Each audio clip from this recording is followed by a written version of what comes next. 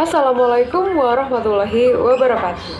Hari ini kita akan belajar bersama tentang materi jaringan hewan bersama saya, Olivia Hapsari dari Pendidikan Biologi Universitas Jember. Jadi bagaimana kabar teman-teman semua? Semoga masih tetap sehat ya. Tetap semangat untuk belajar, semangat untuk mengeksplorasi lebih jauh lagi, dan semangat untuk mengembangkan diri meskipun kita ada di tengah pandemi seperti ini. Jangan lupa makan makanan yang bergizi, minum air putih yang cukup, olahraga teratur, istirahat yang cukup, dan tetap mematuhi protokol kesehatan yang ada. Sembari kita belajar dengan giat, kita berdoa dan kita berusaha bersama. Semoga pandemi ini lekas berakhir ya. Jadi, ayo belajar. Semoga video ini bisa disimak dengan baik. Hari ini kita akan menganalisis keterkaitan antara struktur pada jaringan hewan dengan fungsinya. Semoga setelah pembelajaran hari ini, teman-teman bisa menjelaskan dan mengetahui secara rinci keterkaitan antara struktur dan fungsi jaringan pada hewan yang meliputi jaringan epitel, jaringan otot, jaringan syaraf, dan jaringan ikat. Serta semoga teman-teman bisa mengeksplor lebih jauh lagi tentang teknologi-teknologi yang terkait dengan jaringan hewan ini. Yuk kita masuk ke pembahasan yang pertama. Pembahasan jaringan yang pertama yaitu adalah mengenai jaringan epitel. Karena seperti yang sudah disebutkan sebelumnya, jaringan pada hewan dibagi menjadi 4 kelompok. Yang pertama, jaringan epitel, yang kedua jaringan ikat, yang ketiga ada jaringan otot, dan yang keempat ada jaringan syaraf. Kalau begitu kita masuk ke pembahasan tentang jaringan epitel.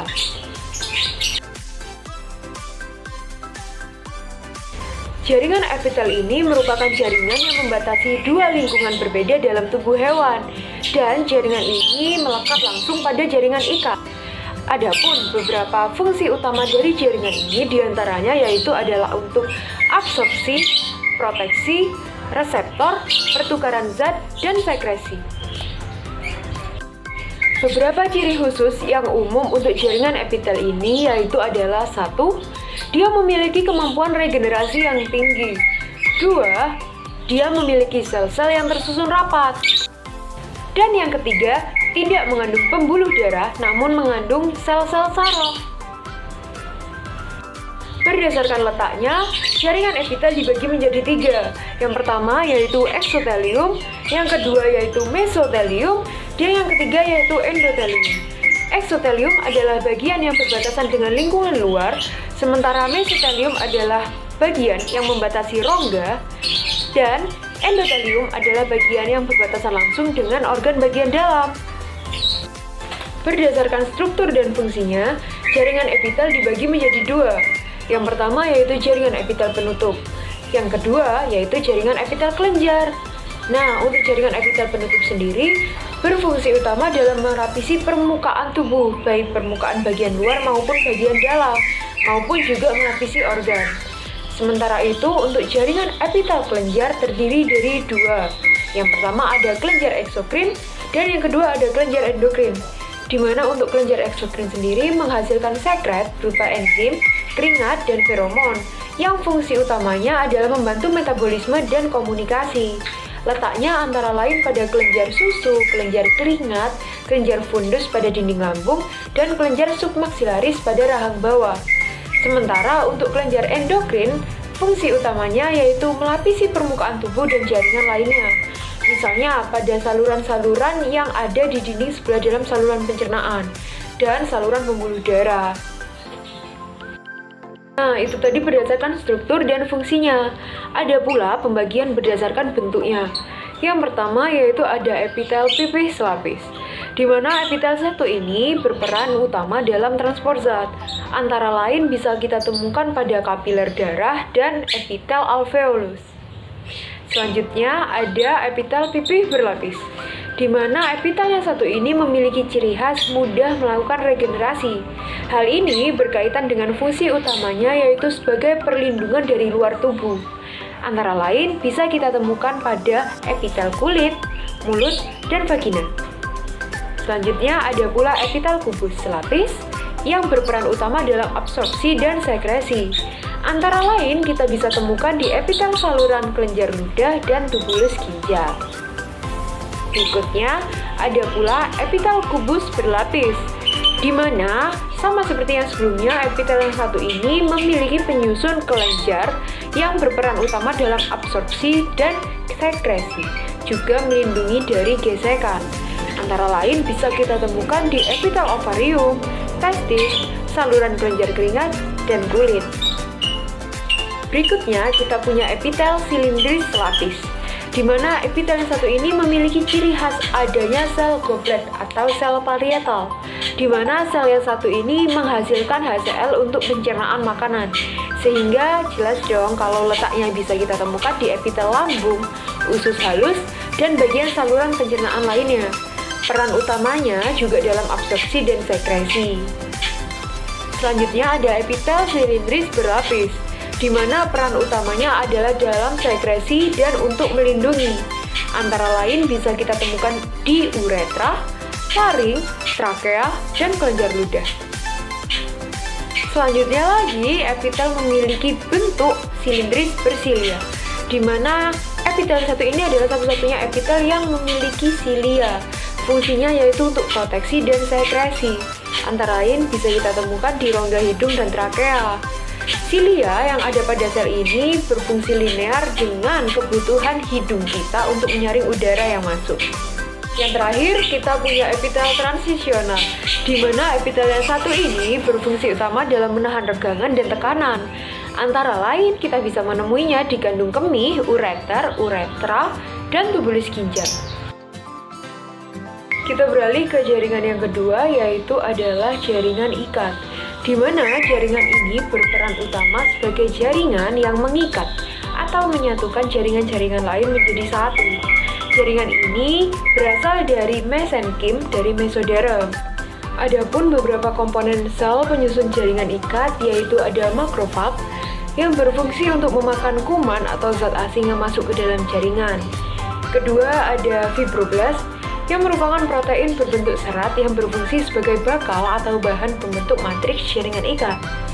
Selanjutnya ada sel tiang atau mast cell yang berfungsi sebagai penghasil heparin untuk pembekuan darah dan histamin sebagai peningkat permeabilitas kapiler darah. Berikutnya ada sel lemak atau adiposa cell yang merupakan sel yang terspesialisasi untuk menyimpan lemak. Berikutnya ada pula sel darah merah, sel darah putih, dan melanosit, di mana melanosit berperan utama untuk menghasilkan zat melanin yang dibutuhkan kulit kita. Seiring dengan itu, adapun komponen matriks dan serabut dari jaringan ikat adalah yang pertama, matriks merupakan komponen cair pengisi jaringan ikat yang terdiri dari serabut dan bahan dasar yang menyebabkan matriks menjadi lentur. Sementara untuk serabut atau seratnya terdiri dari 3, yaitu serat kolagen, serat elastik, dan serat retikuler. Di mana untuk serat kolagen memiliki ciri khas berwarna putih dengan daya regang yang tinggi namun elastisitas yang rendah. Sementara untuk serat elastik berwarna kuning dengan daya elastisitas yang tinggi.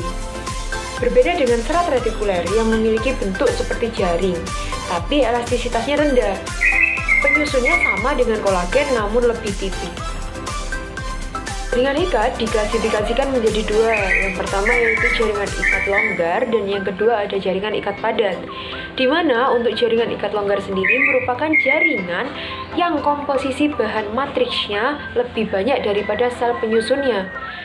Fungsinya antara lain untuk memberi bentuk organ dalam, menyelubungi serat otot, merekatkan jaringan di bawah kulit, dan membentuk membran mesenterium pada rongga perut yang mengatur posisi organ-organ di dalam tubuh. Berbeda dengan jaringan ikat, yang merupakan jaringan dengan serat yang lebih banyak dan rapat daripada bahan dasar dan sel penyusunnya. Contoh dari jaringan ikat padat ini misalnya tendon dan ligamen untuk yang teratur, atau pembungkus tulang untuk yang tidak teratur. Contoh lainnya yaitu jaringan pada dermis kulit. Berikutnya kita membahas jaringan otot. Nah, untuk jaringan otot sendiri tersusun atas sel-sel otot yang berfungsi sebagai alat gerak aktif tubuh. Nah, jaringan otot sendiri terdiri dari serat-serat otot yang disebut miofibril. Otot dapat bekerja secara aktif dengan cara kontraksi atau pemendekan dan relaksasi atau pemanjangan dengan bantuan protein aktin yang merupakan filamen halus, protein miosin yang merupakan filamen kasar, ATP, dan CA2+. Nah, untuk jaringan otot ini sendiri, klasifikasinya ada 3 macam otot. Yang pertama yaitu otot polos atau visceral, yang merupakan otot dengan bentuk gelendong dengan inti yang berada di tengah. Kerjanya secara tidak sadar atau involunteer, sehingga tidak mudah lelah. Contohnya pada jaringan usus, lambung, pembuluh darah, kantung kemih, rahim, dan organ dalam, serta organ rongga tubuh lainnya. Yang kedua ada otot lurik atau otot rangka. Bentuknya silinder panjang dengan inti yang berada di tepi, tidak bercabang, dan bekerja secara volunteer sehingga cepat lelah. Untuk otot yang satu ini, karena bentuknya yang teratur, daerah terang pada otot dan daerah gelapnya dapat terlihat dengan jelas. Nah, untuk contoh dari otot ini adalah misalnya otot yang menempel pada rangka tubuh yang digunakan sebagai pergerakan kita secara sadar, seperti bagaimana kita menggerakkan tangan, atau bagaimana kita berjalan, atau bagaimana kita menggerakkan bahu kita. Berikutnya pada jaringan otot ada otot jantung yang berbentuk silinder panjang dengan inti di tengah, bercabang, bekerja secara tidak sadar atau involunter sehingga tidak mudah lelah. Nah, otot jantung ini membentuk cabang yang disebut sistium dan sekat yang disebut diskus intercalaris. Seperti namanya, otot yang satu ini bisa kita temukan pada jantung. Adapun cara kerja otot yaitu ketika miosin aktif, ia menggerakkan aktin dengan bantuan CA2+ dan ATP. Saat kontraksi, miosin menarik aktin sehingga tita I memendek dan zona H hilang. Sementara saat relaksasi, miosin melepas aktin sehingga tita I kembali memanjang. Zona H pun kembali muncul. Yang terakhir kita masuk kepada kelompok jaringan syaraf. Jaringan syaraf merupakan jaringan yang tersusun atas sel-sel saraf atau neuron yang terhubung ke sistem saraf pusat. Adapun struktur dari jaringan syaraf yaitu dendrit, badan sel, akson, sel swan, selubung mielin, rhodus transfer, dan sinapsis. Dendrit berfungsi untuk menerima rangsang. Badan sel berfungsi untuk memproses rangsangan. Sementara itu, akson berfungsi untuk menghantarkan rangsang menuju sinapsis. Sel swan merupakan lemak yang berfungsi untuk menghasilkan mielin, di mana mielin berfungsi dalam melindungi akson dan memberikan nutrisi untuk sel. Rhodus transfer atau celahnya berfungsi untuk mempercepat hantaran rangsangan. Sementara sinapsis berfungsi untuk meneruskan rangsang ke sel saraf selanjutnya. Nah, itu dia tadi jaringan yang telah kita bahas. Untuk jaringan-jaringan ini nantinya dapat membentuk suatu organ. Organ sendiri merupakan gabungan dari beberapa macam jaringan yang terorganisasi dan menjalankan suatu fungsi. Organ berdasarkan letaknya terbagi menjadi 2. Ada organ dalam dan organ luar. Organ dalam yaitu organ yang terletak dalam rongga tubuh, misalnya jantung, hati, pankreas, ginjal maupun rahim. Sementara itu, untuk organ luar adalah organ-organ yang terletak di luar rongga tubuh, mulai dari tangan, kaki, ataupun kulit kita. Sekian pembelajaran kita hari ini. Terima kasih, semoga bisa diserap dengan baik.